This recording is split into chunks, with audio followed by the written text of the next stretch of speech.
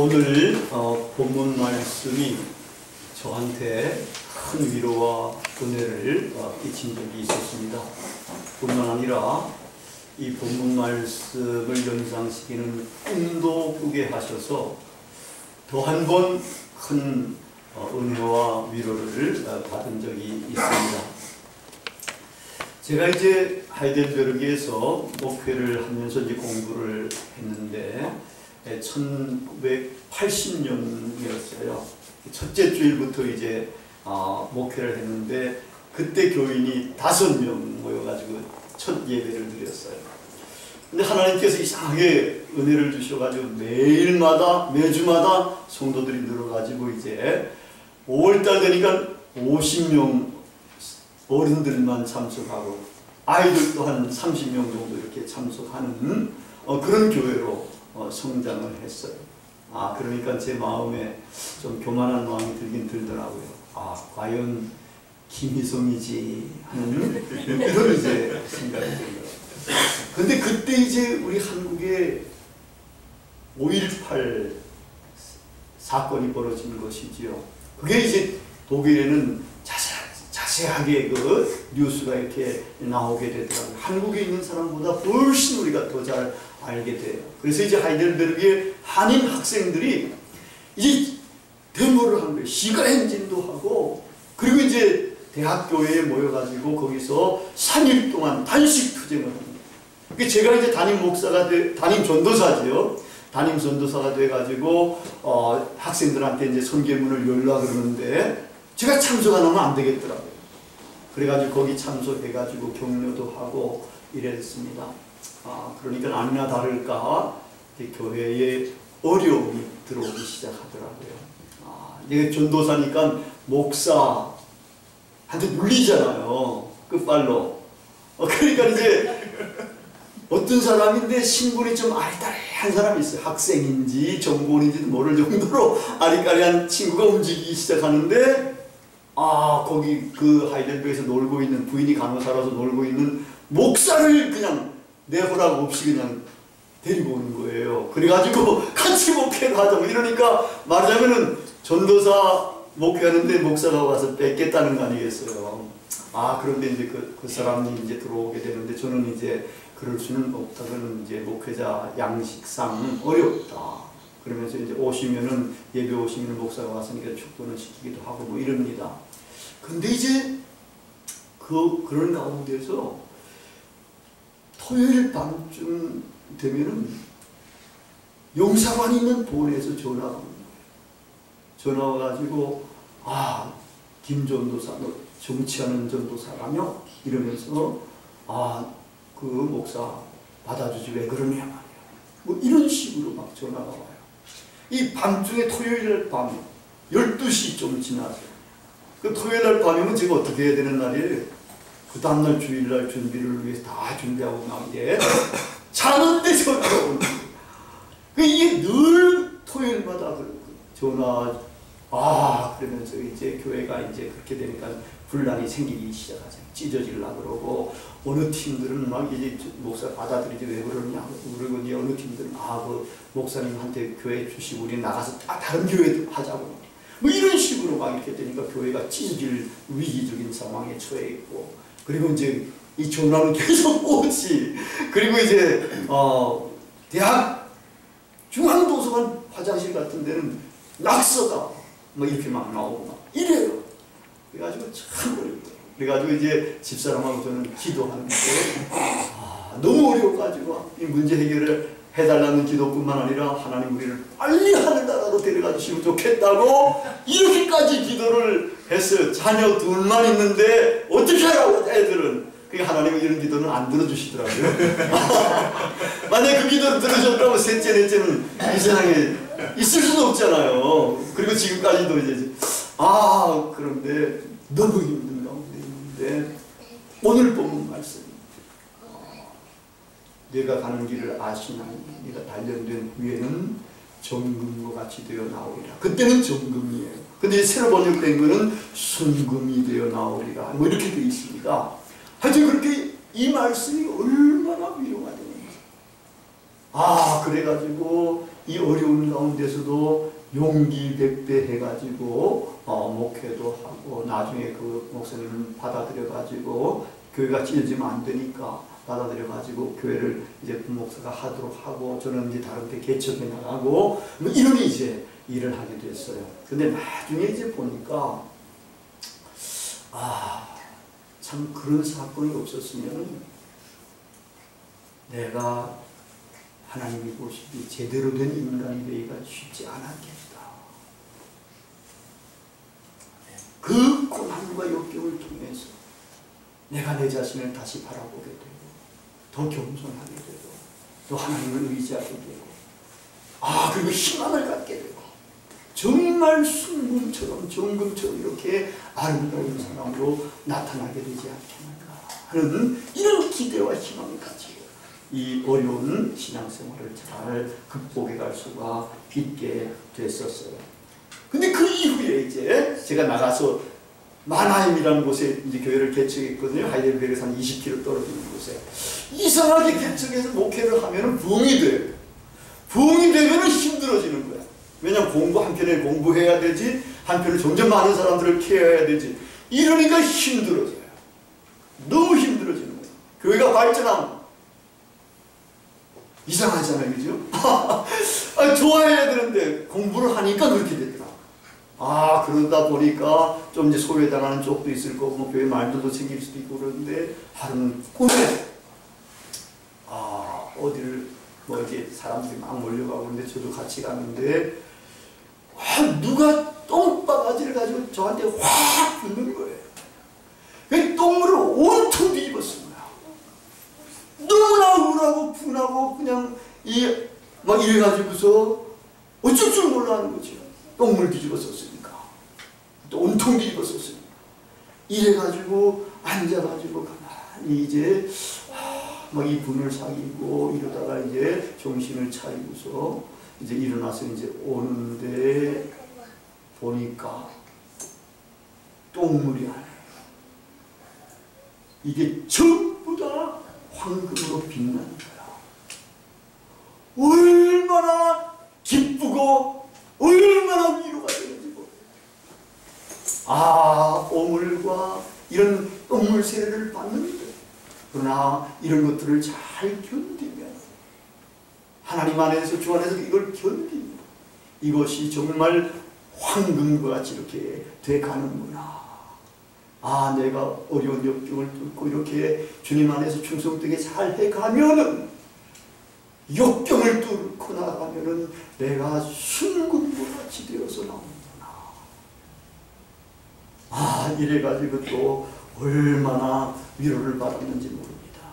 근데 이 순금처럼 아름다운 사람으로 나오는 것은 세상적인 성공만을 이야기하는 건 아니에요. 세상적인 성공도 어느 정도 이룰 수 있지만, 이런 것뿐만 아니라 우리는 마지막 날에, 그날에 우리가 어떻게 태어날 것인가, 정말 하나님을 잘 믿고 예수님을 제대로 믿고 신앙생활을 하는 사람들, 그런 사람들은 이제 순금처럼, 순금보다 더욱더 아름답게 예수님의 부활하신 그러한 영광된 몸처럼 우리도 그날의 영광된 몸으로 나타나게 되는 거지요. 그래서 거기서 그렇게 나타나서 우리는 하나님의 영광과 하나님의 영생과 영화 가운데서 우리가 그렇게 아름답게 살아갈 수가 있게 되는 겁니다. 금은 인류가 오래전부터 사용을 했습니다. 고대 이집트에서는 이게 기원전 6000년경부터 벌써 금을 사용했다 그러네요. 메소포타미아 사람들은 기원전 3000년경에 벌써 금으로 투구까지를 만들어 사용을 했다고 합니다. 아마 고대인들은 이게 이제 철기 문화, 청동기 문화 이런 쪽으로 들어오면서 이제 금을 정연할 수가 있게 됐던 것 같아요. 근데 그 전에는 어떻게 했는가 하면은 이 금을 줍는 거죠. 보니까 사금 같은 거라든지 금 조그만 조각 같은 것들 가운데는 지금까지 발견한 것 가운데 순도가 얼마만큼 높은 거가 있는가 하면은 순도가 96%까지 되는 것들이 있다. 우리 영화 같은데 뭐 이제 서부 영화 같은데 보면 사금 뭐 강에서 이렇게 해가지고 사금만 듣는 뭐 이런 것들 본 적도 있을 거예요. 그렇게도 이제 나중에는 하기도 했습니다만은 처음에는 주술 수밖에 없잖아요. 이렇게 하는데도 그렇게 좋은 금들도 혹시 이제 주술 수도 있고 그렇게 사용했지만 이제 사금 이런 것들을 이제 채를 쳐가지고 골라가지고 그걸 또 이제 그것까지 그대로 쓰지 못한 게 이것도 종련도 하지 않습니까? 이제 철기 시대, 청동 시대는 이런 것들 다 종련할 수가 있으니까 풀무불이라든지 도가니불 이런 데다가 이제 해가지고 이 사금이라든지 이런 것들을 종련도 하고 나중에는 이제 더 나가서는 광석, 금광석 이런 것들을 이제 캐가지고 이런 것들 가루로 빻아가지고 이제 이렇게 또 정련도 하고 했습니다. 이 정련할 때 보니까 알아보니까 이게 1064도인가 이때 이제 금이 녹기 시작한다. 그래서 이제 그 정도 이제 1000도가 높은 1000도 이상의 온도를 이제 유지해야 된다는 거예요. 그래가지고 거기 녹아가지고 그러면은 거기 이제 불순물들하고 이제 분리가 돼가고 이런데 이런 과정을 3번이나 이제 거쳐야 순금이 나오게 된다고 그래요. 순금이 이렇게 종련을 여러 단계를 거치고 그 뜨거움을 견뎌내고 뭐 이렇게 해야지만 금이 이제 돼 간다 그래요. 그래서 이 순금은 49이라는 말로 표현을 한다 그래요. 9자가 4개가 있는 거. 99.99%가 이게 순금이 된다 그러네요. 9자가 4개잖아요. 99.99. 이렇게 이제 순금을 말하고 이런 것들이 국제시장에서는 완전히 순금으로 통용이 된다고 그래요. 이 순금을 재련한 것이 이 순금이 되어 나오는 것이 그냥 만만찮게 돼가지고 나오잖아요. 아무렇게나 순금을 주술 수도 있긴 하지만 우리 사람 가운데도 아주 훌륭한 사람 때로는 주술 수도 있긴 하겠지만 그러나 보통 사람들은 이렇게 정련을 받아야 될 거예요. 하나님께서도 하나님의 성품이 고약해서가 아니라 인간이 고약해서 이 고난과 역경과 어려움들을 동원해가지고 이런 것들이 이제 인간을 정련하는 데 사용을 하시는 것 같아요. 이런 고통과 어려움의 영광 속에 우리가 들어가야 자기 안에 있는 모든 죄의 찌꺼기들을 이제 불태워버리기도 하고 쏟아내기도 합니다. 이런 과정들을 거쳐야 해요. 마음속에 돌들이 있어요. 마음속에 가시덩굴의 뿌리 같은 것들도 있어요. 이런 것들을 다 제거를 해야 그래야 순금처럼 이렇게 좋은 것들이 나오게 되고 옥토가 되게 되고 거룩한 사람이 될 수가 있는 겁니다. 그렇기 때문에 우리가 당하고 있는 여러 가지 어려움과 고통이 그냥 나쁜 것만이 아니에요. 그런 것들을 보면서 남들을 경멸할 수도 없는 겁니다. 이런 고통과 역경과 시련이 잘만 이용하면 정말 순금처럼 참 사람, 하나님이 보시기에 아름다운 사람이 될 수가 있습니다. 정말 하나님의 입장에서 한번 생각해 보세요. 하나님은 늘 우리를 바라보시는데 우리의 심령까지도 바라보시는데 우리의 심령에 돌들, 교만한 것, 남 경멸하고 멸시하는 것, 욕하고 반항하는 것, 불순종하는 것 이런 것들만 투성이를 있다 그러면 하나님이 얼마나 지겹겠어요. 하나님이 보시기에 정말 아름다운 마음가짐, 아름다운 생각, 아름다운 말, 행동 이런 것들을 할 수 있는 사람들 이렇게 돼 가야만 되지 않겠는가. 하나님도 아마 그렇게 보시기 위해서 우리를 연단을 시키셔가지고 이렇게 순금처럼 아름다운 사람으로 만들어 가시지 않겠어요. 시편 119편 67편에 나는 고난당하기 전에는 그릇 행하였더니 이제는 내가 주의 말씀을 지키나이다 라는 고백이 있습니다. 고난이 자기 자신을 변화시켜서 하나님의 말씀을 준행하며 지키는 사람이 되었다는 그런 말입니다. 잠언 17장 3절에 도가니는 은을 풀무는 금을 연단하거니와 여호와는 마음을 연단하시느니라. 이렇게 된 말씀을 보면은 고난을 통해서 하나님은 사람을 연단하시는 후에 정말 보시기에 아름답고 순금처럼 만드시는 거라고 할 수가 있습니다. 이것이 하나님의 섭리와 계획이 되는 것이지요. 욥이 오늘 본 말씀을 통해서 이러한 사실을 웅변적으로 이야기를 하고 있는 겁니다. 욥은 의인이었고 부자였습니다. 그런데 자신은 이유를 모르는 엄청난 고통을 당하게 됩니다. 자녀들이 다 죽습니다. 재산도 약탈을 당하기도 합니다.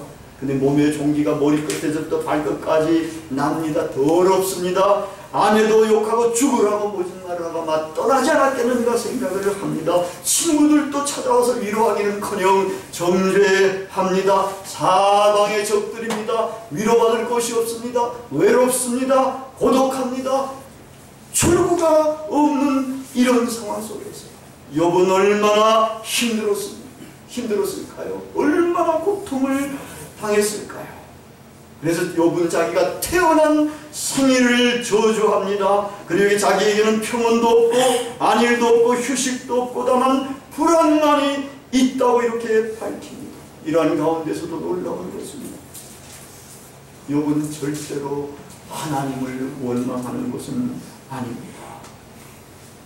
그리고 오늘 말씀에서 자기는 이렇게 된 이유를 모르고 자기의 길이 어떻게 이어져 갈지 끝날지 모르지만 하나님께서는 이 모든 길을 아시고 그리고 이 하나님은 너무나 좋으신 하나님, 그리고 자기가 당하고 있는 고통은 연단되는 과정일 것이고 이 연단이 끝나면은 하나님께서 나를 순금처럼 아름답게 나오게 해 주실 것이다. 이렇게 확신에 차서 이야기를 하는 겁니다. 이 믿음의 고백처럼 욥은 끝까지 인내해서 연단의 과정을 무사히 통과합니다. 하나님께서 욥을 기뻐 받으셔 욥은 순금처럼 나와서 갑절로 축복을 받습니다. 그리고 만세에 고난당하는 사람들의 표상이 은혜의 표본이 됩니다.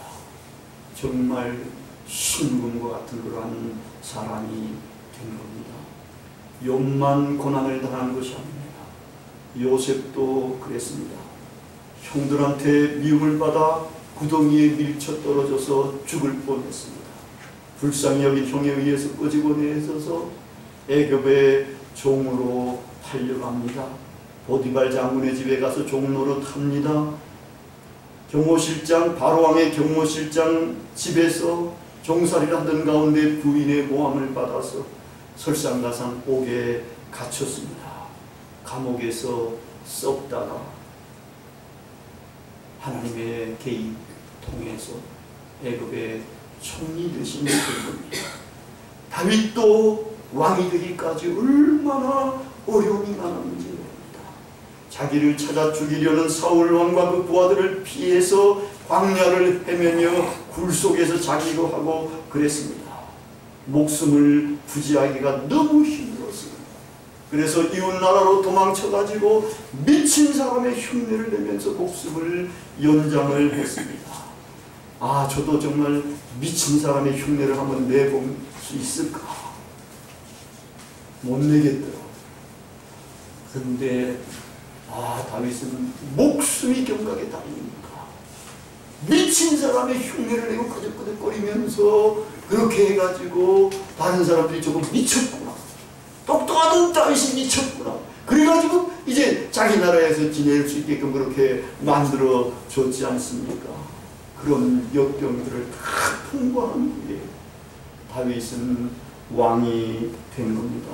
그래서 그분은 시편을 통해서 그때의 심경을 이렇게 토로합니다. 내 하나님이여, 내 하나님이 어찌 나를 버리셨나이까? 어찌 나를 멀리하여 돕지 아니하시며 내 신음소리를 듣지 아니하시나이까? 사람들은 다윗을 벌레처럼 취급합니다. 비방하고 입술을 삐죽거리며 머리를 절레절레 흔듭니다. 저가 여호와를 택하니 구원하실 것, 그를 기뻐하시니 건지실 것 하고 비웃습니다. 물처럼 자신의 몸이 쏟아져 내린 것 같고 뼈가 어긋나는 것처럼 그렇게 고통스럽고 마음이 천둥처럼 녹는다고 했습니다. 개들이 자신을 에워싸고 악한 무리가 둘러싸서 수족을 찌르고 자기 뼈가 모두 드러나서 셀 수 있는 것 같다고 이렇게 표현합니다. 이 다윗은 이때 자기의 시선을 위로 향합니다. 하나님께 도움을 구합니다. 여호와여, 멀리하지 마옵소서. 나의 힘이여, 속히 나를 도우소서. 그는 하나님의 도움을 받아 왕이 되어 구원의 하나님을 찬양합니다. 이스라엘의 최고의 왕이 되었고 구세주 예수 그리스도의 조상이 되었습니다. 다윗도 이처럼 연단을 받아서 순금처럼 나오게 된 것입니다. 헨리 소로는 밤의 어둠 속에 별이 보이듯 고뇌 속에서만 인생의 의미가 보이는 법이라고 말했습니다. 고난과 역경이 오히려 인생의 의미를 알게 하고 사람을 사람답게 만들어줍니다. 우리는 이것을 움켜 잡아야 합니다. 이제 삶의 어려움과 역경에 처해 있더라도 절망하거나 좌절하지 말아야 합니다. 하나님께서는 금을 연단하듯이 고난과 어려움을 통해서 사람을 연단하셔가지고 아름다운 사람을 만드시는 겁니다. 지난번에 그 경향일보 만화를 보니까 장돌이가 그린 것더라. 장돌이라는 부분인데 거기에 오히려 재벌가 아들들 이런 애들 뭐 하는가 너무 심심해가지고 마약이나 하고 이래가지고 그 요번에 문제가 되는 그런 애도 있지 않습니까? 그런다는 거예요. 그런데 고난 하나님을 알게 하고 우리를 순금처럼 그렇게 아름답게 만들어 가신다는 겁니다. 이제 우리는 욥처럼 다윗처럼 우리의 시선을 저 위로 향하십시다. 하나님을 바라보십시다. 그 하나님에게 도움을 요청하십시다. 나보다도 나를 잘 아시고 합력해서 손을 이루시는 하나님, 연단에서 순금처럼 아름답게 존귀하게 만드시는 하나님을 신뢰하고 사랑하고 희망하면서 하나님에게 도움을 요청하십시다. 욥처럼 고백하며 욥과 같은 신앙생활을 하십시다. 그러면 정말 순금처럼 아름답고 존귀한 하나님의 자녀로 나옵니다. 너무나 복된 성도님들이 될 것입니다. 약간 개그적인 질문이에요. 순금같이 나오면 우리는 무엇이 될까요? 대답은 걸그룹 소녀시대의 소원을 말해봐 노래 가사를 통해서 찾아볼 수가 있습니다. 소원을 말해봐.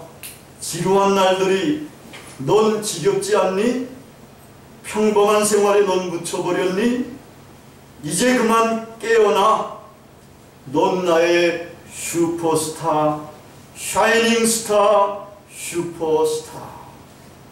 순금같이 나오면 우리는 골드스타가 되는 겁니다. 다 같이 기도하시겠습니다.